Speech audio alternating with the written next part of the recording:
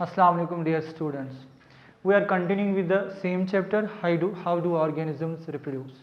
I hope you got the last lecture. Let's start the further. The second requirement for process of reproduction is cell division. When there is the process of DNA copying, now there will be the division of cell, both in case of unicellular organism as well as multicellular organism. Because when a cell divides, it will give two cells. In case of unicellular organisms, you will see that will be the process of reproduction, because reproduction means formation of new cells from the parent cell. And in case of multicellular organism, you will see that when there will be the increase in number, that increase in number finally leads to the formation of new organism. In case of human beings, same you will see zygote divides number of times and then further division, and after that you will see that it leads to the formation of new human organism. That means cell division is second requirement for the process of reproduction. Depending on cell division, there are two types of cell division. Cell division means divide, when cell will simply divide so that it will give two cells. After 2 it can give 4 to 8 depending upon the number of divisions.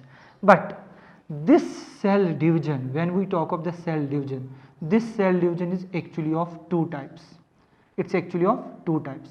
One is called as mitosis and another one is called as meiosis. One is called as mitosis and another one is called as meiosis.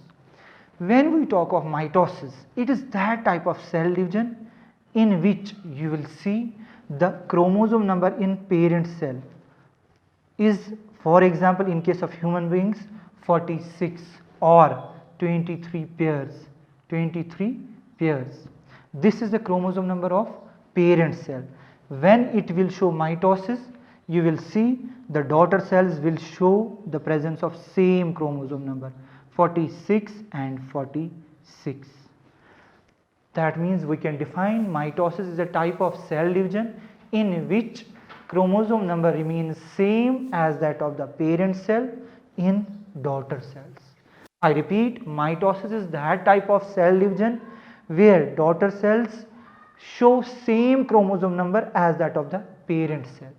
Particularly when we talk of human beings, we see our cells possess 46 as chromosome number or 23 pairs.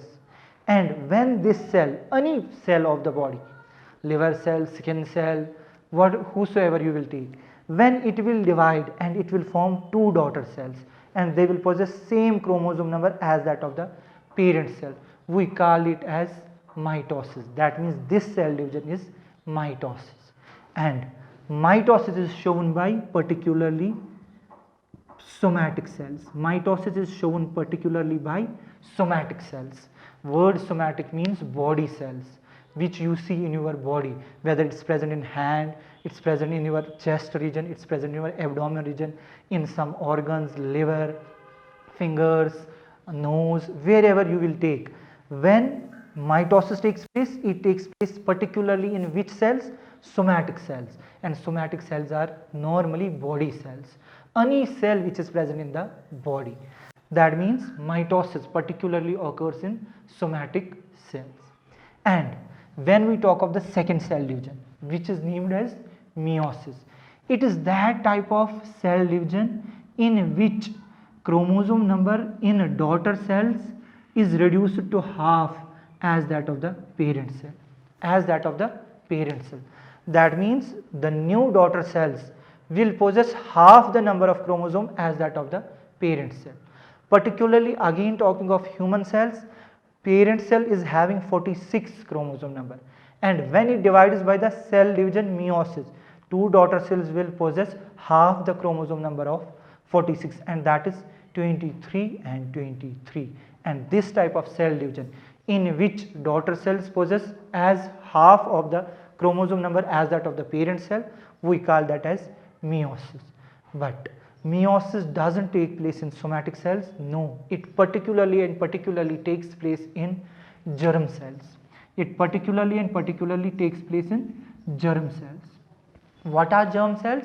Germ cells simply means where you simply name them as sex cells, which you simply name them as sex cells.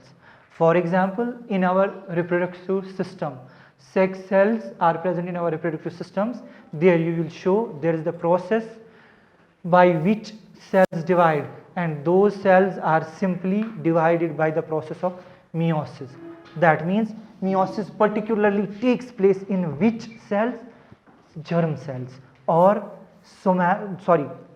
sex cells, and mitosis takes place in what we call as somatic cells. That means in our body there are two types of cells. Yes, exactly, there are two types of cells: somatic cells and sex cells or germ cells. These somatic cells simply divide by the cell division, mitosis, where chromosome number in daughter cells remains same as that of the parent cell.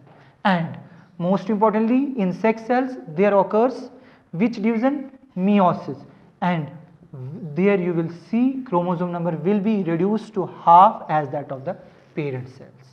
Fine. Now the important point here is regarding these cells, whether cells are diploid or cells are haploid.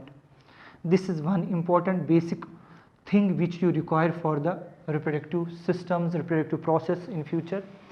Which cell is diploid and which cell is haploid? When we talk about a diploid cell, it means that cell which possess two sets of chromosomes, which possess two sets of chromosomes. Be focused. I write here 23 pairs, not 46. 23 pairs means actually there are 23 chromosomes and 23 chromosomes. This 23 chromosome starts with chromosome number 1, 2 up to 23, and another chromosome set starts from chromosome number 1, 2, 3, so on up to 23. Then when these both sets combine in the cell, we call this 23 pairs. But how they form pairs? When there will be the chromosome number 1, it will have its pairing partner, chromosome number 1. You can't say like this that chromosome number 1 has pairing partner chromosome number 3. No, each chromosome number has its specific chromosome pair that will be same number. 1 will have the chromosome number 1, 2 will have the 2, 7 will have the 7, 19 will have the 19, and 23 will have 23. But this is actually one set, this one, and this is actually another set. These are two sets present in same cell as 23 pairs, and that type of cell we call as diploid cell. For example, I will take the example of same chapter. This is the chapter how do organisms reproduce. When you will get the notes of the chapter, for example, that possess 10 pages, starting with page number 1, 2, 3, so on up to 10.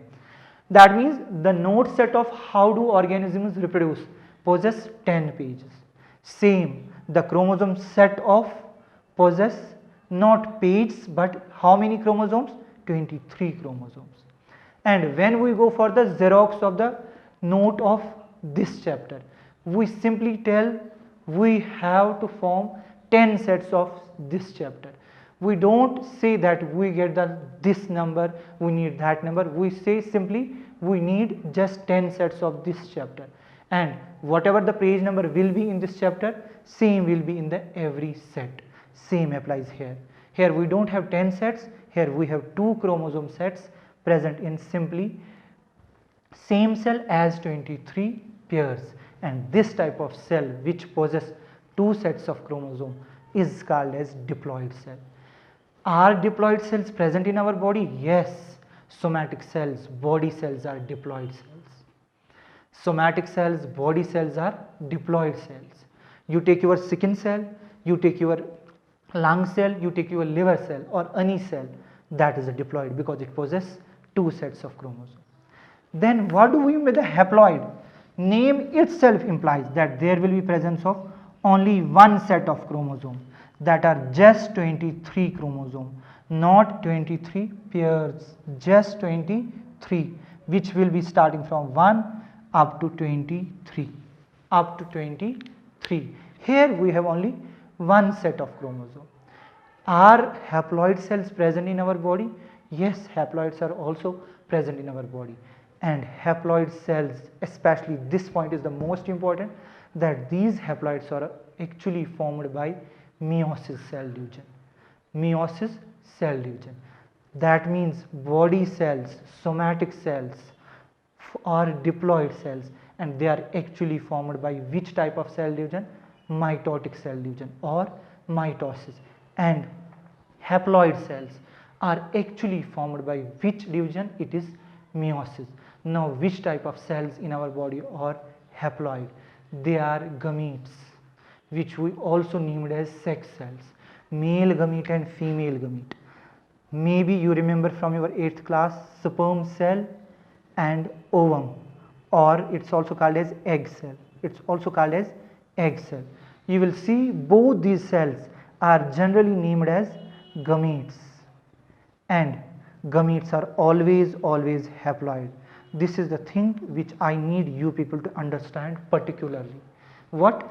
Gametes are formed by meiosis, and not only this, they are actually haploid cells. That means they possess only one set of chromosome.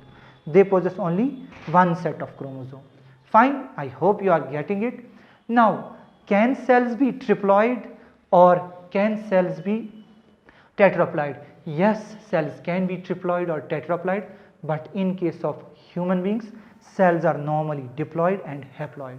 But in case of plants, cells can be triploid, tetraploid or polyploid.